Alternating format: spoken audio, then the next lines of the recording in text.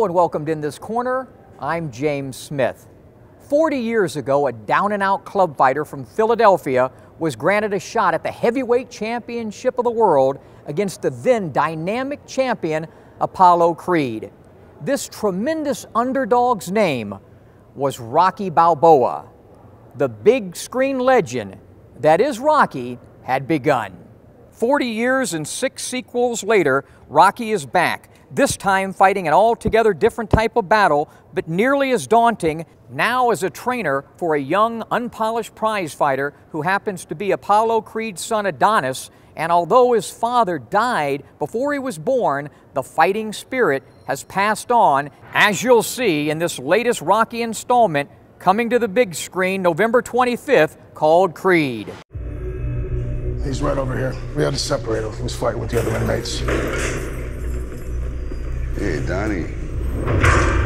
Your father was a great man to me. I don't know him. Ain't got nothing to do with me. Well, I think you could be great too. So what made you want to fight? My pop was a fighter. Died before I was born. Bounced around foster care, in and out of juvie. I've been fighting my whole life. It's not a choice for me. You see this guy here staring back at you? That's your toughest opponent. Who's next?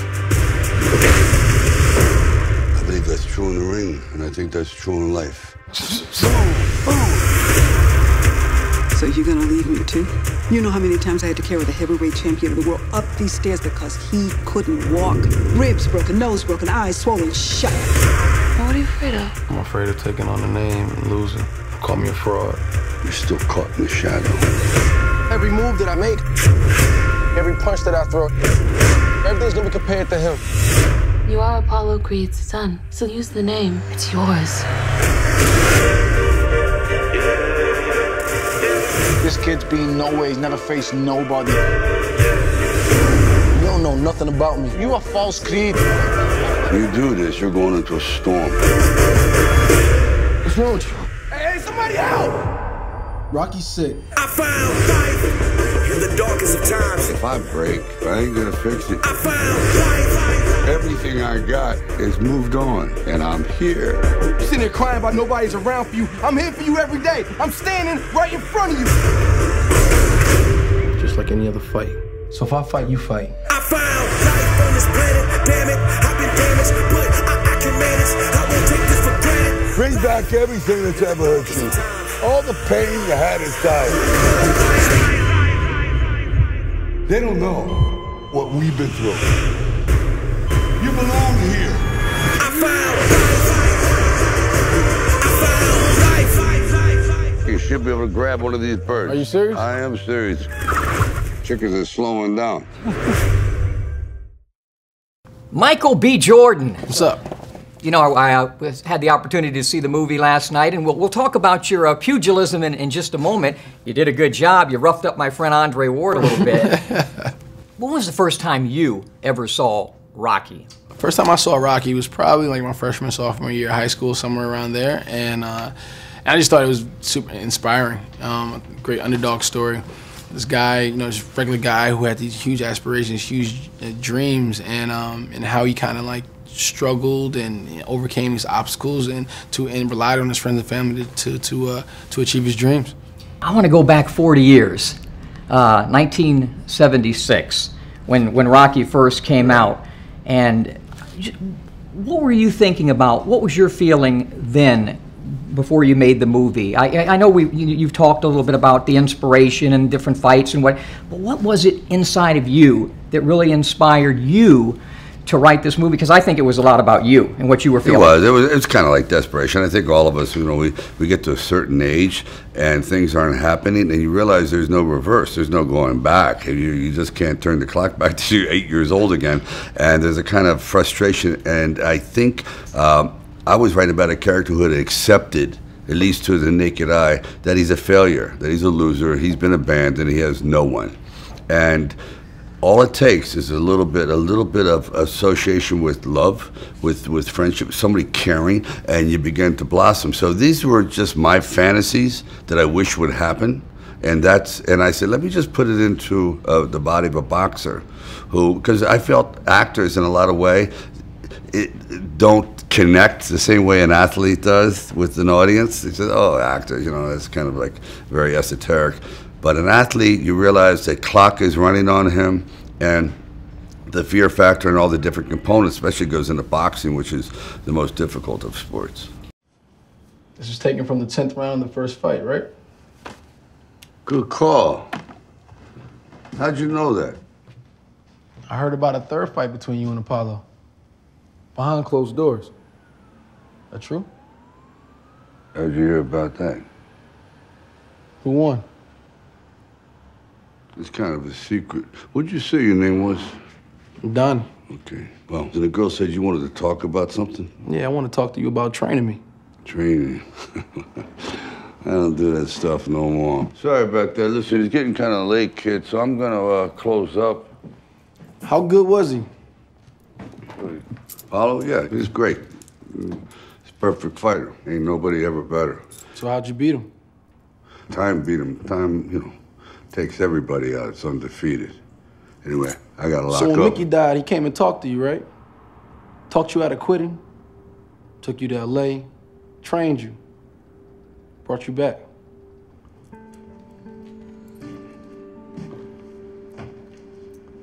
How do you know all this? How do you think?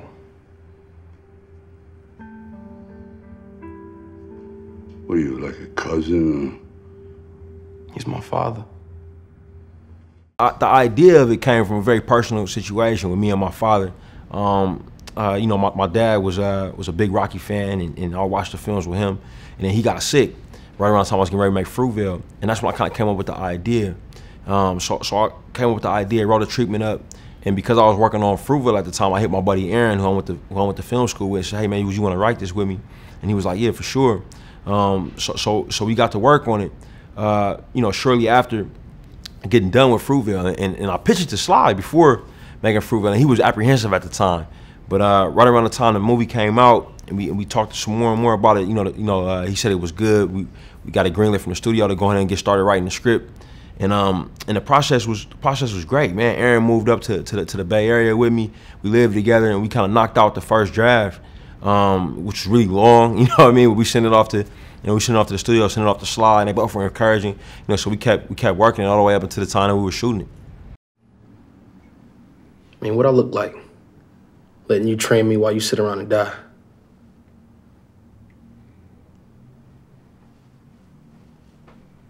Just like any other fight.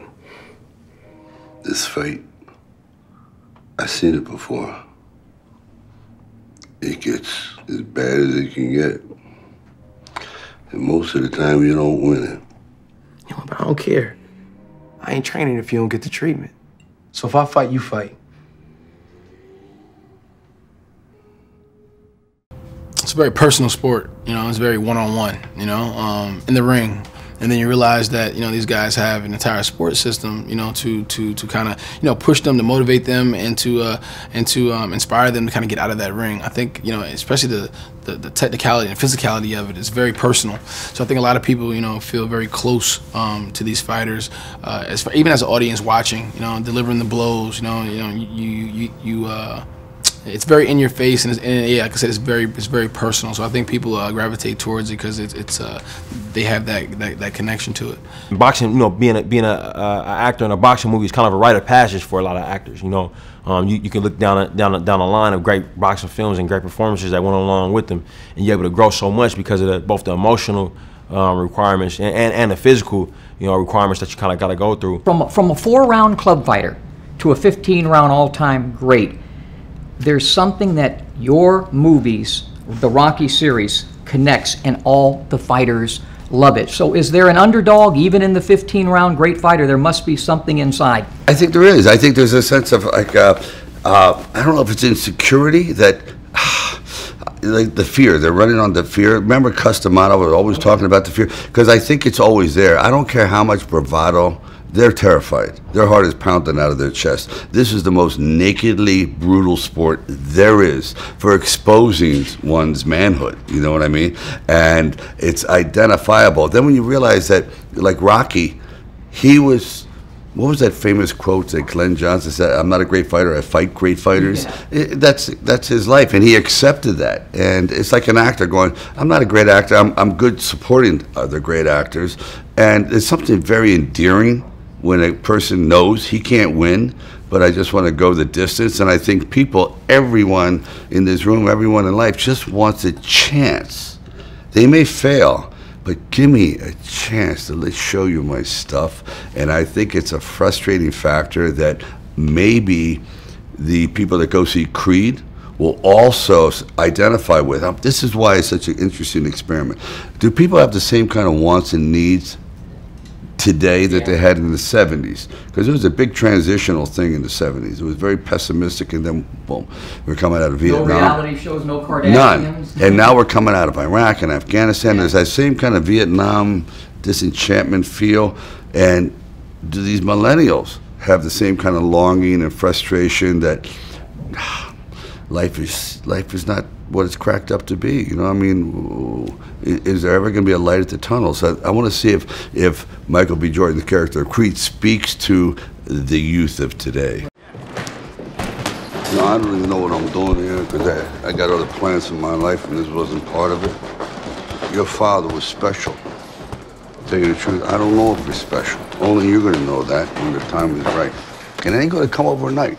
You're going to take a beat, you're going to take this, you're going to get knocked down, you're going to get up, and you're going to see if you got the right thing. But you got to work hard. I swear to God, if you're not going to do it, I'm out.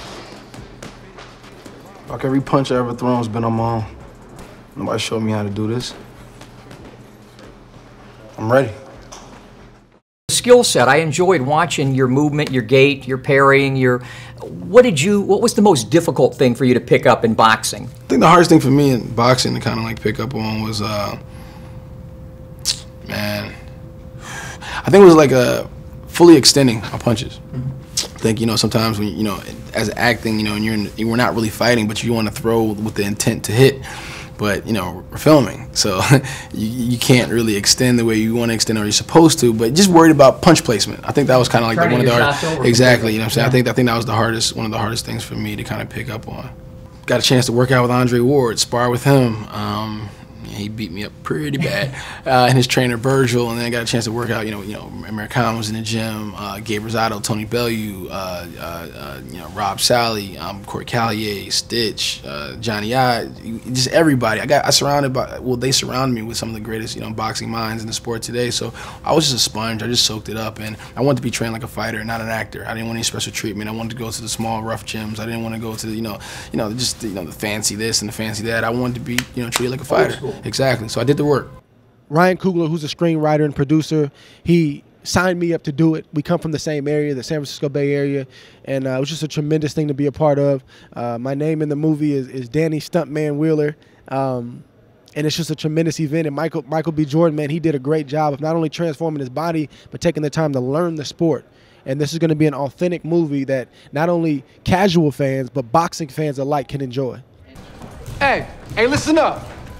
Adonis. These are the keys to my Mustang right here. All you gotta do is land one clean headshot.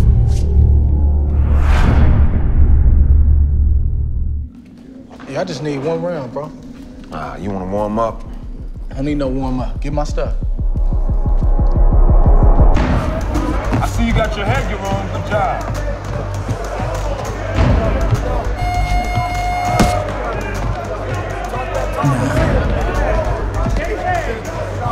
You wanna come in here? Show me something. All right.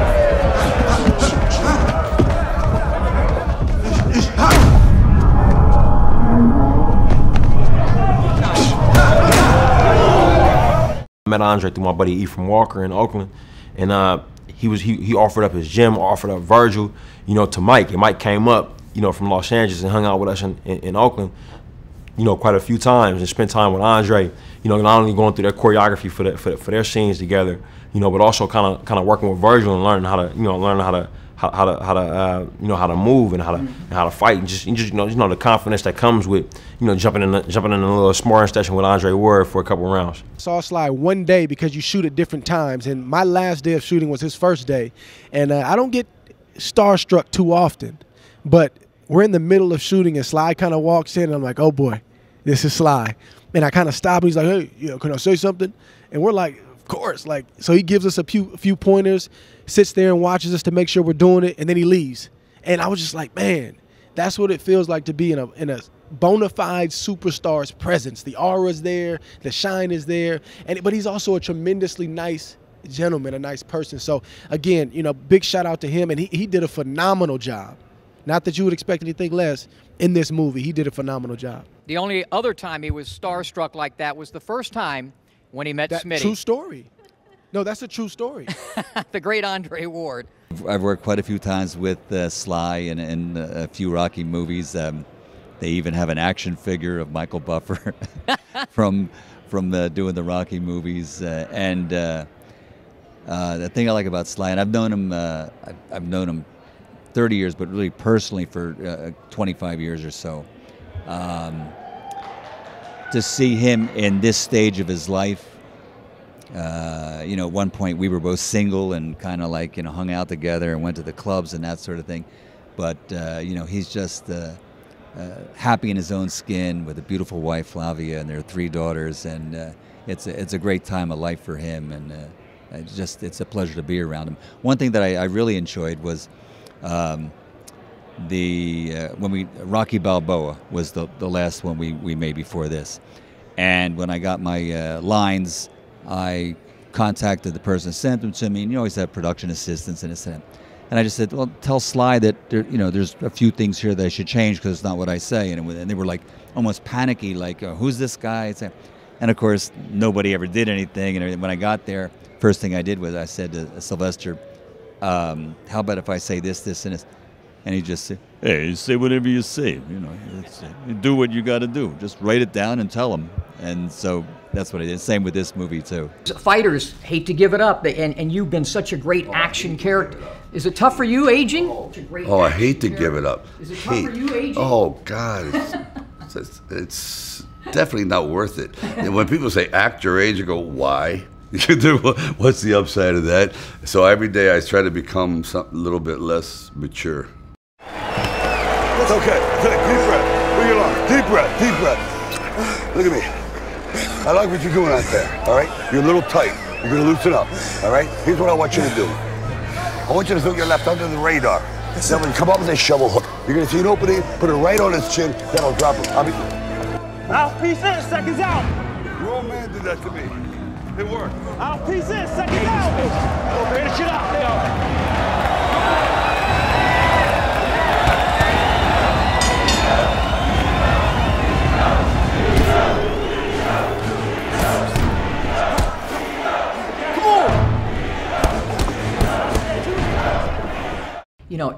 With the world today and reality TV and the immediacy and the Kardashian world that we live in today, I think this is so cool, though, because now it'll bring a whole new generation of people to Rocky, and the theme of Rocky, hard work and dedication, and that everything doesn't come so quickly. Yeah, absolutely. I mean, I think it's about it's about that kind of perseverance, man, and the story of Rocky very much mirrors Sly's own personal, professional journey. This idea of working really hard and not really getting a break, but getting that one shot and really seizing it, and then making a career for himself, out of it with his own hard work. I think those ideas, man, like they really relate to the sport of to athletics, but they also relate to life so much. So I'm really really excited to maybe make something that point people back to that and have a story now that kind of relates to what we're going through in this day and age.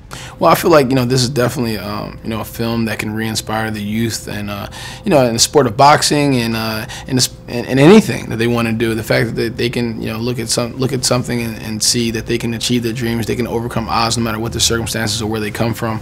And I think that's very important today when there isn't that many, creative examples of that, you know, on television and film. So I think this is something fresh and new, and I think, you know, the kids would definitely, and this is all, I think everybody can relate to something in this film, a theme in this film, and you know, connect to it in some type of way. This movie is not an action film.